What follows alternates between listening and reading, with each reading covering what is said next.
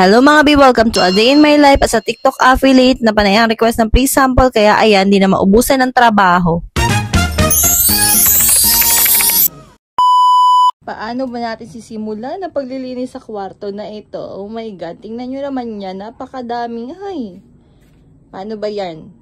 Dahil nga suspended ang pasok sa DepEd ng araw na to dahil nga sa malakas na pag-ulan ay ayan, nakapagpahinga nga kahit papano ang este na ito. Natulog nga lang talaga kami halos dyan maghapon dahil yun lang talaga yung hinahanap ng katawan ko, ang pahinga kahit konti lang talaga. Gabi na nga rin ako dito nagising tapos naalala ko hala, wala pa nga pala ako napopost na video kahit isa at hindi nga pwedeng mangyari yun. Dali nga lang ako naglinis itong kwarto dahil pagising ko nga mga B ay ayan, tumambak na naman nga ang mga pre-sample sa akin na talaga naman tatrabahuhin ko nga mamaya. Nagluto na nga rin yung asawa ko bago siya mamamasada. Kaya naman, ayan, sitting pretty na yung dalawang bata ko dito. Kaya wala na nga ako ibang gagawin kundi ang magsandok ko ng pagkain dahil tingnan nyo naman, ayan, luto na nga ang kanin, pati na nga rin ang aming ulam. Nagluto na nga rin ako ng itlog tsaka nga ng hotdog kasi parang hindi nga ako masaya na yun lang talong na may itlog yung ulam. Wala, apaka-arte mo naman. Nalilisan ko na nga si Chantal tapos yun, napakain ko na rin tapos yun, nakahiga na nga sila sa labas kaya ano pang gagawin? Malamang dito na naman ako sa loob. Kinabukasan naman nga to ganap, ayan, tanghali na nga rin ako nagising kasi syempre palagi nga tayong puyat dahil nga sa pag-promote dahil trabaho natin yan. And, oh my God, anong gagawin dyan? Sobrang dami.